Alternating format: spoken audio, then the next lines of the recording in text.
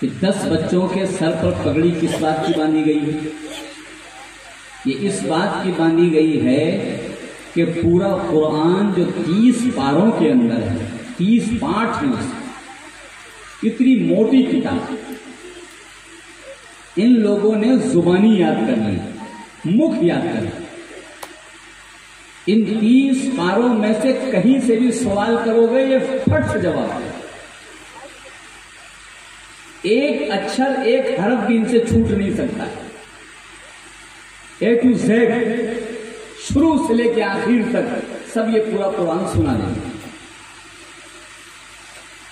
پوری دنیا کے اندر کوئی کتاب ایسی نہیں ہے کہ جس کو اس طرح سے یاد کر لیا جائے۔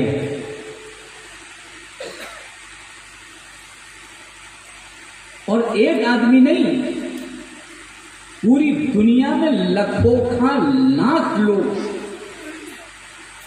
لکھوں خاں بچے اس طرح قرآن پاک کو یاد کرتے ہیں اور سب کو یاد ہو جاتا ہے۔ 4 سال کا بچہ پورا یاد کر لیتا ہے، 5 سال کا بچہ پورا قرآن 30 پارے یاد کر لیتا ہے، 6 سال کا بچہ پورا قرآن یاد کر لیتا ہے۔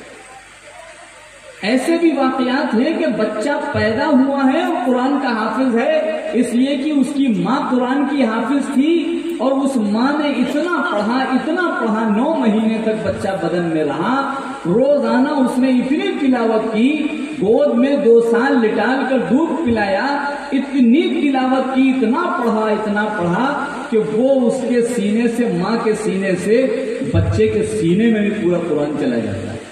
ایسے واقعات جن کو ہم لوگ بڑے پیر صاحب کہتے ہیں۔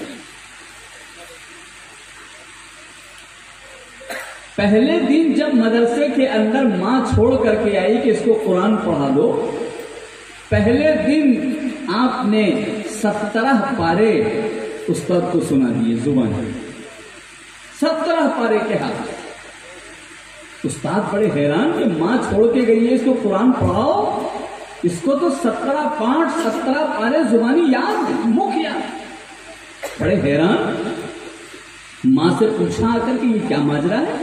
آپ کہہ رہے اس کا قرآن پڑھانا، اس کو شروع کرو، یہ تو 17 پارے زبانی یاد کیے ہوئے ہے۔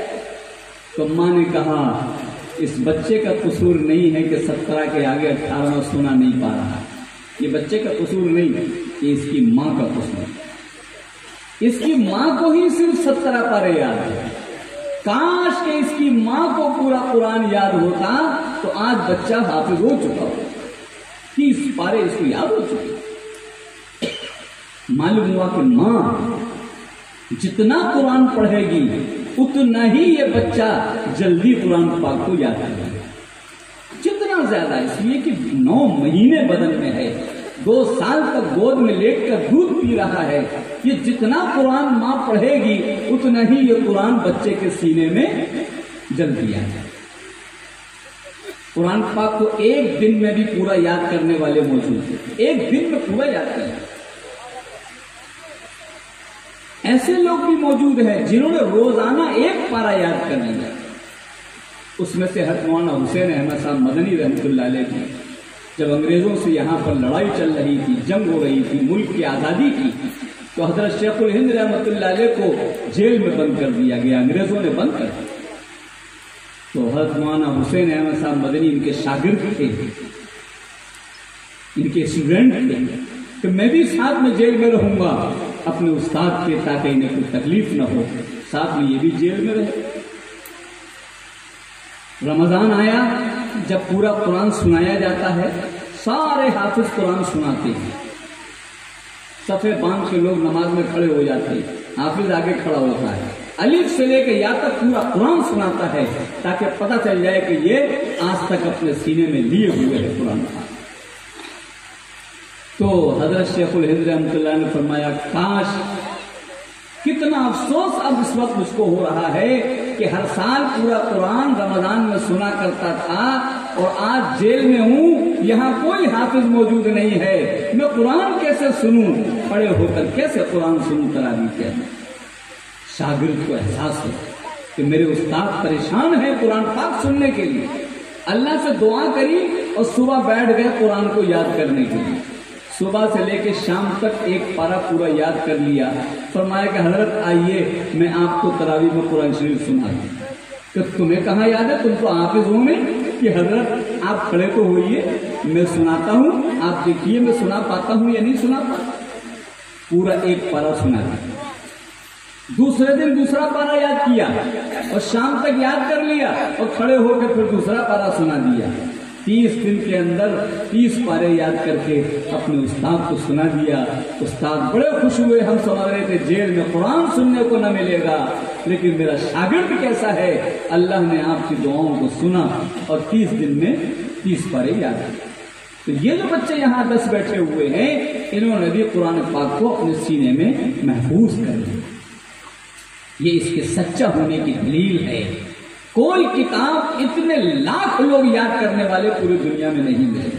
یہ آسمانی کتاب ہے، یہ اس کی دلیل ہے، یہ ثبوت ہے کہ اگر کوئی ہے آسمانی کتاب کسی کے پاس تو اس طرح لاکھوں بچوں کو یاد کرتا ہوا دکھاؤ کہ ان کے سینے میں چلی جائے اور اندر محفوظ ہو جائے.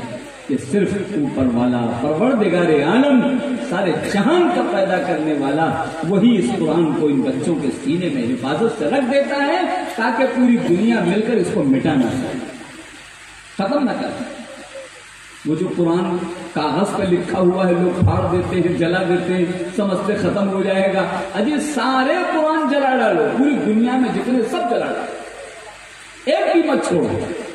لیکن یہ جو ہیں کون پتہ لگائے گا کس کے سینے میں قرآن رکھا ہوا ہے؟ اگر ان بچوں کا ایکس رے کر ڈالو، MRI کر ڈالو، اس سے بڑی مشین ہو اس میں ان کو لگا دو، سر سے لے کے پیر تک کوئی پتہ نہیں لگا سکتا ہے کہ یہ قرآن پورا رکھا اللہ نے کہا. ان کے سینے میں رکھا ہے، بھیجے میں رکھا ہے، دل میں رکھا ہے، کہاں اس پروردگار عالم نے رکھا ہے کوئی پتہ نہیں لگا سکتا. جب پتہ نہیں لگا سکتے تو مٹا کیسے سکتے؟ مٹا بھی نہیں سکتے.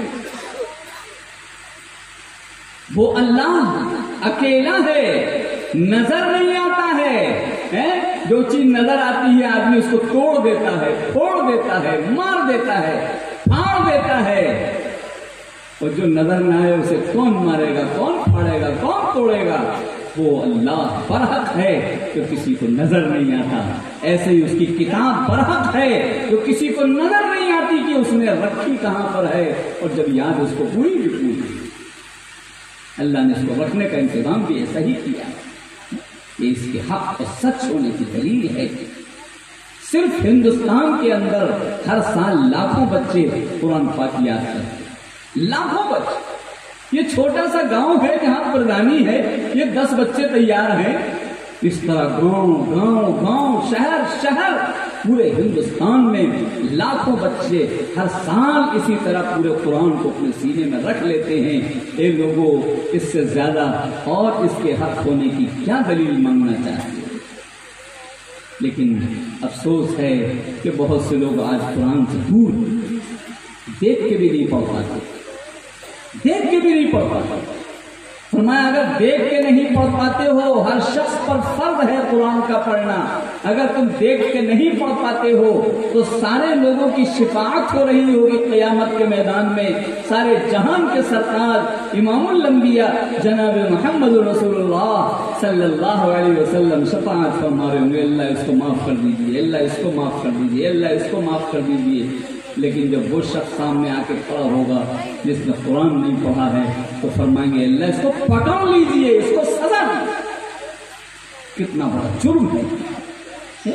اللہ نے ایسا آسان کر دیا قرآن کو کہ چھوٹے چھوٹے بچے سینے میں لگائے لے رہے ہیں اور پورا سینے میں رکھے لے رہے ہیں اور تم دیکھ کے بھی نہیں پڑھ پا رہے. کتنے افسوس کی بات ہوگی اور کتنا بڑا جرم یہ قرار دیا جائے گا میدان حشر. اس لیے کوئی بھی ایمان والا ایسا نہ ہو، مرد اور عورت، جو قرآن پاک پڑھا ہوا نہ ہو. اگر نہیں پڑھا ہوا ہے تو یہ مدرسہ آپ کے یہاں گاؤں میں موجود ہے، جہاں بچے پڑھ رہے ہیں وہاں بڑے بھی پڑھ رہے ہیں. انشاءاللہ بہت جلدی قرآن پڑھ جائے. بہت آسان ہے، یہ مشکل بالکل نہیں. آپ آگے بڑھیں گے اور فوراً قرآن آپ کو فراخت پڑھنے کو مل جائے گا. تو ایک بات تو یہ ہوگی. دوسری بات یہ ہے کہ قرآن پاک کے اندر لکھا کیا ہے. عربی کی کتاب ہے. یہاں ہندوستان میں عربی تو بولی نہیں جاتی، ہر 100 کلومیٹر پر بولی بدل جاتی ہے، اور یہ تو عربی میں ہے، اور یہ پورا بچے کو یاد بھی ہو جا رہا ہے، حالانکہ ان کی زبان میں بھی نہیں ہے، مادری زبان نہیں، پھر بھی یہ سینے کے اندر آیا گیا. پھر اس کے معنی کیا لکھا ہوا ہے؟ کوئی پوچھے تو کوئی ایمان والا یہ نہ کہے کہ ہم کو معلوم نہیں اس میں کیا لکھا ہوا ہے، یہ تو عربی میں نہیں، تفصیل بعد میں ہوگی. آسان لفظوں میں چند باتیں بتائے دے رہا ہوں. قرآن میں کیا لکھا ہوا ہے فوراً بتانا چاہیے، ہر ایک کو کوئی سوال کرے اس کو بتانا چاہیے قرآن میں کیا لکھا ہے.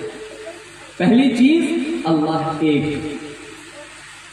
اس ایک ہونے کی دلیلیں، پروف، مثالیں سینکڑوں قرآن پاک کے اندر دی گئی کہ اللہ ایک ہے، وہی پوچھ کے لائق ہے، اسی کے سامنے سر جھکایا جائے گا اور کسی کے سامنے سر نہیں جھکایا جائے گا. یہ ایک سب کی ضرورتوں کو پورا کرنے والا، اولاد دینے والا، مصیبتوں کو دور کرنے والا، ہر قسم کی پریشانیوں کو دور کرنے والا، رزق دینے والا ایک. یہ قرآن پاک کے اندر لکھا. ایک مثال اس کی یہ دی گئی ہے کہ اگر ایک ملک کے اندر 2 وزیر اعظم چن لیے جائیں، 2 پردھان منتری بنا لیے جائیں، تو وہ ملک ترقی کرے گا یا ٹوٹ جائے گا؟ تو ٹوٹ جائے گا. ایک کہے گا کہ آج یہ قانون بنے گا، دوسرا کہے گا نہیں بنے گا. کیسے چلے گا ملک؟ ایک پردھان منتری ہوگا تو ملک چلے گا. گاؤں میں 2 پردھان چن لیے جائیں، گاؤں ترقی کرے گا کہ ٹوٹ جائے گا؟ 2 چن لو گے ٹوٹ جائے گا. ایک کہے گا اس کے نام پٹا ہوگا، دوسرا کہے گا بالکل نہیں ہوگا. یہ ہمارا مخالف اس کے نام نہیں ہونا چاہیے. لڑائی ہو جائے گی، ملک پورا گاؤں ٹوٹ جائے. تو اللہ یہ کہتا ہے کہ سورج جس طرح لاکھوں سال پہلے، جس سیکنڈ، جس منٹ پر نکل رہا تھا، لاکھوں سال بعد بھی اسی سیکنڈ اور منٹ پر نکل رہا ہے. اگر 2 ہوتے تو یہ سورج ٹوٹ چکا ہوتا. ایک کہتا آج سورج نکلے گا، دوسرا کہتا نہیں نکلے گا. آدھا وہ کھینچ لے جا، آدھا یہ کھینچ لے جا. ختم ہو. چاند اسی سیکنڈ، اسی منٹ کے ساتھ جیسا لاکھوں سال پہلے نکلتا تھا آج بھی نکلتا ہے. یہ آسمان جیسے لاکھوں سال پہلے تھا آج بھی ویسے ہی ہے. اس میں کوئی کھمبا نہیں، کوئی پلر نہیں، کوئی بیم نہیں. اتنا بڑا آسمان، تم ایک چھوٹا سا پنڈال لگاتے ہو، کتنے پلر لگا رکھے ہیں، بغیر اس کے رک نہیں سکتا. اتنا بڑا آسمان کیسے رکا ہوا ہے؟ معلوم ہوا وہ ایک ہے، اسی کی طاقت ہے، اسی نے روک رکھا ہے، ورنہ دنیا مل کر کے اس کو روک نہیں سکتی تھی. کئی لوگ ہوتے تو وہ کہتے رکے گا، دوسرا کہتا نہیں رکے، ٹوٹ پھوٹ ہو جاتا. لو کان فیہما آلہۃ الا اللہ لفسدتا. اللہ کہتا اگر 2 خدا ہوتے تو یہ دنیا ٹوٹ پھوٹ گئی ہوتی. ابھی تک ٹوٹی پھوٹی نہیں ہے. اس کا مطلب ایک ہی کے ہاتھ میں کمان ہے. یہ بتایا ہے. دوسری بات بتائی گئی ہے کہ وہ ہم کو دکھائی نہیں دیتا ہے، لہذا اس کا پیغام، میسنجر، اس کی میسج لے کر کے کوئی آئے گا اور جو بندوں کو بتایا ہے کہ یہ کہہ رہا ہے اللہ، یہ چاہتا ہے اللہ، یہ بتانے والے جو ہیں وہ پیغمبر کہلاتے ہیں. تقریباً 1.25 لاکھ پیغمبر اس دنیا کے اندر آئے اور سب سے آخر میں امام الانبیاء جناب محمد الرسول اللہ صلی اللہ علیہ وسلم آج سے 1400 سال پہلے تشریف لائے اور اب قیامت تک کوئی دوسرا پیغمبر نہیں آئے گا. وہی سب کے امام ہیں، وہی انتم مہارشی ہیں، وہی ہے پوری دنیا کے اندر پیغام لانے والوں میں آخری ہیں. اب ان کے بعد قیامت تک کوئی دوسرا پیغمبر آنے والا نہیں. پچھلے جو پیغمبر آئے ہیں ان کا بھی ذکر قرآن میں. موسیٰ آئے، یعقوب آئے، ابراہیم آئے، اسماعیل آئے، یحییٰ آئے، زکریا آئے، موسیٰ آئے. یہ سب نام قرآن پاک میں ذکر کیے گئے ہیں کہ یہ لوگ آئے ہیں. اور آخر میں امام الانبیاء جناب محمد رسول اللہ صلی اللہ علیہ وسلم تشریف لائے، جو قرآن لے کر کے آئے. اللہ نے ان کو قرآن دیا کہ آپ جا کے پڑھائیے ساری دنیا کے انسانوں کو. اللہ کے حبیب نے محمد الرسول اللہ صلی اللہ علیہ وسلم نے قرآن لوگوں کو پڑھایا، صحابہ کو پڑھایا، جو 1.25 لاکھ لوگوں کو آپ نے قرآن پڑھایا. پھر انہوں نے اپنے بعد والوں کو پڑھایا، انہوں نے اپنے بعد والوں کو پڑھایا، اور مکہ اور مدینہ سے یہ قرآن ہوتا ہوتا چکونیا گاؤں میں بھی موجود ہے، اور چوٹیوں پر بھی موجود ہے، سمندروں میں بھی موجود ہے، اور جہاں جہاں لوگ بسے ہوئے ہیں سب جگہ یہ قرآن موجود ہے. پتہ چلا کہ یہ حق ہے کہ پوری دنیا کے کونے کونے کے اندر پایا جاتا ہے اور سیروں کے اندر موجود رہتا ہے. یہ قرآن پاک میں ذکر کیا گیا، رسولوں کا ذکر، پیارے حبیب سب سے بڑے. تیسری چیز، مرنے کے بعد تم کو دوبارہ زندہ ہونا، مرنے کے بعد پھر تمہیں زندہ کیا جائے گا اور تمہارے کرے دھرے کا حساب لیا جائے گا، دیا جائے گا. اگر ہم یہ سمجھیں کہ جس نے برا کرم کیا اس کو چوہا بنا دیا جائے، جس نے برا کرم کیا اس کو کتا بنا دیا جائے، تو پھر ہم نے آپ کا پیسہ مارا تھا، ہم کو کتا بنا دیا گیا، تو آپ کو انصاف کہاں ملا؟ پیسہ تو آپ کا غائب ہوا تھا، آپ کو تو انصاف ہی نہیں ملا. ہمارے کتا بن جانے سے آپ کو انصاف کہاں ملے گا؟ آپ کو تو پیسے ہم نے چرائے تھے. حق جب ہوگا، جب ہم پیسے ہم سے آپ کو واپس کرا دیے جائیں تب انصاف ہوگا، ورنہ انصاف نہیں. اب دنیا میں طاقتور آدمی کسی کی زمین پہ قبضہ کر لیتا ہے، کسی کو مار کے قتل کر دیتا ہے، کسی کو کچھ کرتا ہے، کسی کو کچھ کرتا ہے، گالیاں دیتا ہے، جبر کرتا ہے، الٹے سیدھے ظلم کرتا ہے. اب اس کا حساب کتاب کون لے گا؟ دنیا میں تو مر گئے کہ اب ایسے ہی جو مظلوم تھا وہ مظلوم ہی رہے گا، اس کو انصاف نہیں ملے گا. انصاف ملے گا. قرآن کہتا ہے کہ تمہیں دوبارہ زندہ کیا جائے گا، سب کو ایک میدان میں اکٹھا کیا جائے گا اور ویڈیو چلائی جائے گی. جیسے ویڈیو ہو جاتی ہے 100 سال کے بعد بھی دیکھو کہ کون کھا رہا تھا، کون پی رہا تھا، کون کیا کر رہا تھا، ایسے ویڈیو چلائی جائے گی. یہ دیکھو تم نے اس کو مارا ہے، یہ دیکھو تم نے اس کو گالی دی ہے، یہ دیکھو تم اس کی زمین پر قبضہ کر رہے ہو، یہ دیکھو تم اسے قتل کر رہے ہو، یہ دیکھو تم فلاں عورت کے ساتھ زنا کر رہے ہو. یہ ساری چیزیں دکھلا کر کے ایک دوسرے سے انصاف دلائے. وہ انصاف والے دن کو قیامت کا میدان کہتے ہیں. یہ مرنے کے بعد دوبارہ زندہ ہو کر ہر ایک کو انصاف دلانا، یہ قرآن کہتا ہے یہ ہو کر رہے. اب سائنسداں کہہ رہے ہیں کہ سورج جس رفتار سے چل رہا ہے یہ لگتا ہے کہ اب یہ ٹکرا کر کے ختم ہونے والا. یہی تو قرآن کہتا ہے کہ یہ سب کچھ ختم ہوگا اور ختم ہونے کے بعد دوبارہ زندہ ہوگا، اور دوبارہ زندہ کرنے کے بعد ہر ایک کا حساب و کتاب کیا جائے گا. جو اچھا کرم کرے گا اسے جنت ملے گی، جو غلط کرم کرے گا اسے جہنم ملے گی. یہ ہے تیسری کہتے ہیں آخرت. یہ قرآن پاک میں ذکر کیا. جن لوگوں نے کہنا مانا ان کے بھی نام ذکر کیے گئے ہیں قرآن میں، جن لوگوں نے کہنا نہیں مانا ان کا بھی نام قرآن میں ذکر کیا گیا ہے. سزا کس کو کیا کیا دنیا میں ملی اس کا بھی ذکر کیا گیا ہے، اور کسے دنیا میں اچھا بدلہ دیا گیا اس کا بھی ذکر قرآن کے اندر کیا گیا ہے. یہ مختصر طریقے سے میں نے آپ کو بتلا دیا.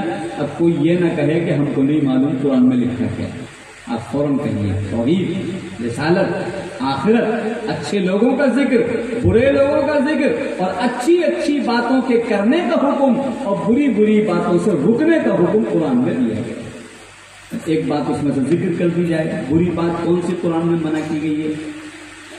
قرآن کے اندر ایک واقعہ لکھا ہوا ہے کروڑوں سال پہلے. حضرت آدم اور حضرت حوا، ایک مرد ایک عورت اللہ نے پیدا کیے اور انہی سے پوری دنیا بسائی ہے. سب سے پہلے ایک مرد ایک عورت. مرد کا نام آدم، انگلش میں ایڈم کہہ دیتے ہیں، اور دوسری زبانوں میں دوسرا نام کہہ دیتے ہیں. زبان کا تو فرق ہو سکتا ہے کہ نام بدل جائے، لیکن ہے وہ ایک آدم، اور حوا نام ہے عورت. یہ دونوں جنت کے اندر پیدا ہیں، جنت کے اندر رہ رہے ہیں. اللہ نے کہہ دیا تھا کہ دیکھو اس پیڑ کو مت کھانا، انہوں نے بھولے سے اس پیڑ کو کھا لیا. فلما ذاق الشجرۃ بدت لہما سوآتہما. قرآن کہہ رہا جیسے ہی انہوں نے اس پھل کو کھایا یہ ننگے ہو گئے. کپڑے پہنا کر جنت میں رہ رہے تھے, سر سے لے کے پیر تک دونوں کو کپڑا ملا ہوا تھا. جیسے ہی وہ پھل کھایا اللہ نے ان کو ننگا کر دیا, سارے کپڑے اتر گئے. جب یہ ننگے ہو گئے فَطَفِقَا يَخْصِفَانِ عَلَيْهِمَا مِنْ وَرَقِ الْجَنَّةِ.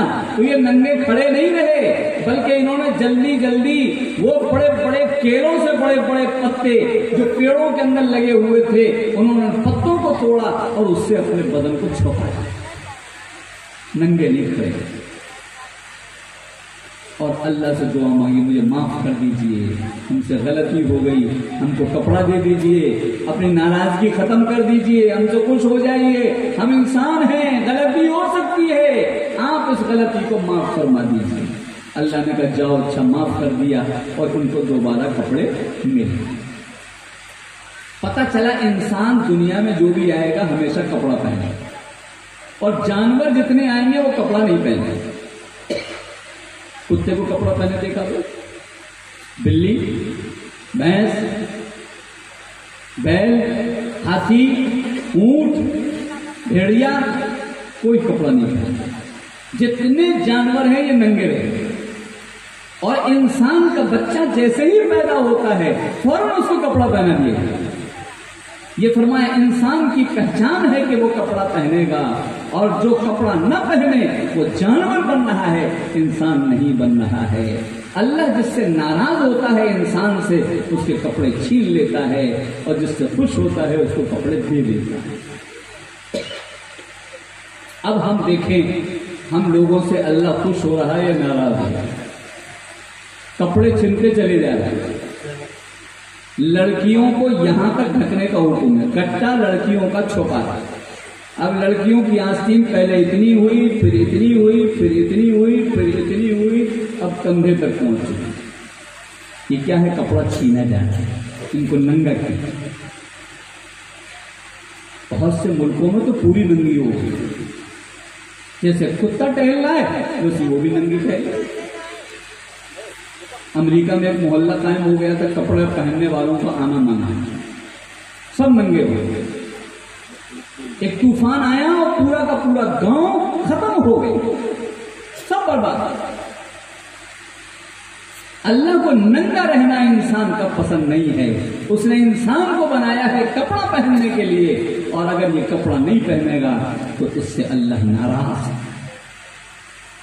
عورتوں کے کپڑے گھٹتے جا رہے ہیں. عورتوں کا حکم ہے کہ یہ گٹا ڈھکا رہے اور پیر کا ٹخنا ڈھکا رہے. یہ عورتوں کے لیے. سر کے بال ان کے کھلے نہ رہے, اپنے سر کے بالوں کو کٹ کرتے رہے. یہ عورتوں کو حکم دیا. مردوں کو حکم دیا گیا کہ ناک سے لے کر کے گھٹنے تک مرد کا چھپا رہنا چاہیے, یہ تو ضروری ہے. باقی ان کو پوری آستین پہننا چاہیے, کرتا شرٹ پہننا چاہیے, پینٹ یا پاجامہ پہننا چاہیے, لیکن مرد یہ ٹخنا نہیں ڈھکے گا. مرد کو یہ ٹخنا کھولنے کا ہوگا. سائنسداں کہہ رہے ہیں اب پتہ لگایا ہے انہوں نے, اب تک تو پتہ نہیں لگا پایا. پہلے بیل باٹم چلتا تھا نیچے تک گھسٹتا ہوا, انہوں نے دیکھا ارے اس سے تو دماغ پر اثر ہو رہا ہے, یہاں پنچر ہو رہا ہے, ڈھکا یہاں ہے, پنچر یہاں ہو رہا ہے. تو انہوں نے پھر کیا کیا, انہوں نے کہا بھائی ذرا اس کو اونچا کر لو. انہوں نے کہا تھوڑا اونچا مت کرو, یہاں تک اونچا کر لو. انہوں نے کہا چڈے پہ آیا, انہوں نے یہاں سے لے کے یہاں تک اونچا کر لیا. کیا کیوں ہے؟ انہوں نے ریسرچ کی ہے کہ اس کے ڈھکنے سے دماغ خراب ہوتا ہے, اس پر اثر ہوتا ہے. یہ سائنسدانوں سے پوچھو, آج کے سائنسداں کہہ رہے ہیں. اسلام نے اسی لیے کہا مرد لوگ ٹخنے کھولے رہو اور عورتیں لوگ ٹخنے ڈھکے. یہ کپڑا پہننا ہے. لیکن اب مردوں کو بھی سمجھ میں یہی آ رہا ہے کہ ہم بھی ننگے اچھے لگیں گے. انہوں نے بھی پہلے اتنا کھولا, پھر اتنا کھولا. اب صبح صبح دیکھو سب اتنا پہن کے ٹہلے, ان کو پتہ ہی نہیں ہے گھٹنا کھولنا اسلام نے, قرآن نے منع کیا. یہ گھٹنا کھولو گے بے شرم ہو جاؤ, اللہ تم سے ناراض ہو جائے, تمہیں یہ جہنم کے اندر جائے گا پیر تمہارا, جن کے گھٹنے سب کے سامنے کھلے رہتے ہیں. اب تو اور جگہ آ گئی ہے، مردوں نے پینٹ پھاڑنا شروع کر دی، یہاں سے پھاڑ دو، یہاں سے پھاڑ دو، یہاں سے پھاڑ دو، پھٹیچر۔ اور وہ پھٹیچر بڑے فخر سے سینہ تان کے چل رہے ہیں، جیسے جانور سینہ تان کے چلتا ہے، ہمیں ننگا ہو گئے، ہم تو ننگے رہتے ہیں۔ یہ بھی ننگا ہونے کو پسند کرنے لگا اور اپنی پینٹوں کو پھاڑ پھاڑ کر کے پہننے لگا۔ یہ کتنا عقل سے گئی گزری بات ہے۔ پھٹے کپڑے کون پہنتا تھا؟ انسان نے کبھی پھٹے کپڑے نہیں پہنے، پیبند لگا لیتا تھا، سل لیتا تھا، لیکن یہ پھاڑ پھاڑ کے کپڑے پہننا ہے، لگ رہا ہے اس کے بھی دماغ پہ اثر ہو چکا، ہمارے سمجھ میں نہیں آ رہا۔ یہ قرآن نے حکم دیا کہ تم کپڑا پہنو، اے انسانوں تم انسان ہو، جانور نہیں ہو۔ اگر تم ننگے ہوگے تو تم اپنے آپ جانور بننا چاہتے ہو، اور جانور بنو گے تو تمہیں جانور بنا دیا جائے گا۔ اس لیے پیاروں، گھروں میں بچیوں کو پوری آستین پہنا ہے، یہ یہاں سے گھٹتے گھٹتے اوپر مت لے جاؤ۔ نماز بھی نہیں ہوگی اگر کسی کا گٹا عورت کا کھلا ہوا ہے، ٹخنا کھلا ہوا ہے، نماز نہیں ہوگی۔ علی گڑھ اسٹیشن پر ایک بچی نماز پڑھ رہی تھی اکیلے، میری نظر پڑی، ہمارے ساتھ بھی بچے تھے، ہم نے کہا جاؤ اس کو مبارکباد دو، یہ ایک لڑکی ہے، نئی عمر کی لڑکی ہے، ایسی نماز کی عاشق، مبارکباد دو۔ جب مبارکباد دی تو وہ سلام کرنے کے لیے آ گئی، دیکھا اس کی آستین اتنی، دیکھا ٹکنا کھلا ہوا، میں نے کہا بیٹی تمہاری نماز نہیں ہوئی۔ کہ میری نماز نہیں ہوئی کہ نہ، کہ میں تو نماز کبھی چھوڑتی نہیں ہوں، برابر نماز پڑھتی ہوں۔ میں نے کہا بیٹی تمہاری نماز ہو نہیں رہی، کیوں نہیں ہو رہی؟ میں نے کہا آپ کا یہ گٹا کھلا ہوا ہے، آپ کے یہ ٹخنے کھلے ہوئے ہیں، عورت اگر یہ کھول کے نماز پڑھے گی تو نماز نہیں ہوگی، بال کھلے ہوں گے نماز نہیں ہوگی۔ تو رونے لگے، کہنے لگے میں ڈاکٹری پڑھ رہی ہوں، میری ماں نے مجھے نماز کے بارے میں تو بتایا کہ 5 ٹائم نماز تم کو پابندی سے پڑھنی ہے، میں بچپن کس سے پڑھ رہی ہوں، لیکن میری ماں نے مجھے یہ نہیں بتایا کہ اس کے کھلنے سے نماز نہیں ہوتی ہے، میں تو ایسا ہی پڑھتی چلی گیا۔ کہاں گئی وہ مائیں جنہوں نے مدرسے کے اندر اپنا داخلہ نہیں کرایا، جن کو پتہ ہی نہیں چلا کہ ننگا ہونا کسے کہتے ہیں اور کپڑا پہننا کسے کہتے ہیں؟ یہ نہ پتہ ہونے کی وجہ سے آنے والی نسل بھی ننگی ہو کے نماز پڑھ رہی ہے اور اس کو پتہ بھی نہیں ہے کہ اس کی نماز ہو رہی ہے یا نہیں ہے۔ یہ قرآن کا حکم ہے، ننگے مت رہو، انسانوں تم منش ہو، انسان ہو، جانوروں میں تم میں فرق ہے، تمہیں کپڑا پہننا ہے، جانور کپڑا نہیں پہننا۔ کتنا پیارا حکم ہے، کتنا اچھا ہے، لیکن ہم نے ان حکموں کو ختم۔ ایک اور حکم بتا دوں، ایک حکم فرمایا گیا نکاح آسان کرو، نکاح وقت پر فوراً کر لیا کرو، اگر تم نکاح وقت پر نہیں کرو گے تو تم گناہ کے اندر مبتلا ہو سکتے ہو۔ وَلَا تَقْرَبُوا الزِّنَا إِنَّهُ كَانَ فَاحِشَةً وَسَاءَ سَبِيلًا۔ قرآن کہتا ہے دیکھو زنا کے قریب بھی مت جانا، زنا کے قریب مت جانا، یہ نہیں کہا زنا مت کرنا، کہا زنا کے قریب بھی مت جانا۔ جیسے ماں محبت میں کہتی ہے بیٹا چولہے کے قریب مت جانا، قریب جانے سے تھوڑی جل جائے گا، چولہے کے اندر ہاتھ ڈالنے سے جلے گا، لیکن ماں محبت میں کہتی ہے بیٹا قریب بھی مت جانا۔ ایسی اللہ محبت میں اپنے بندوں سے کہہ رہا ہے کہ زنا کے قریب بھی مت جانا۔ نکاح اسلام میں اتنا آسان کہ زنا مشکل ہے، نکاح آسان ہے۔ ہم نے نکاح کو مشکل بنا دیا، زنا کو آسان بنا دیا۔ زنا یہاں پایا جاتا ہے، لیکن جہاں اسلامی حکومت ہے وہاں زنا نہیں پایا جاتا، کسی عورت کی عزت نہیں لوٹی جاتی، کسی عورت کے ساتھ زنا نہیں کیا جاتا، اس لیے کہ وقت ہوتے ہی اس کی شادی کر دی جاتی ہے، اور اگر اس نے زنا کیا تو اس کی زنا کی سزا قرآن پاک میں بتائی گئی ہے کہ پھر یہ جس کو یہ پتہ نہیں کہ یہ کسی کی لڑکی ہے، یہ کسی کی گھر کی زینت ہے، یہ ایک عورت ذات ہے، اس کی عزت لوٹنے کی کسی کو اجازت نہیں۔ اگر کوئی عزت پر ہاتھ ڈالتا ہے، کسی کی عزت لوٹتا ہے، تو فرمایا کہ اگر وہ شادی شدہ نہیں ہے تو اسے کوڑے لگا کے چھوڑ دیا جائے، کوڑے لگے۔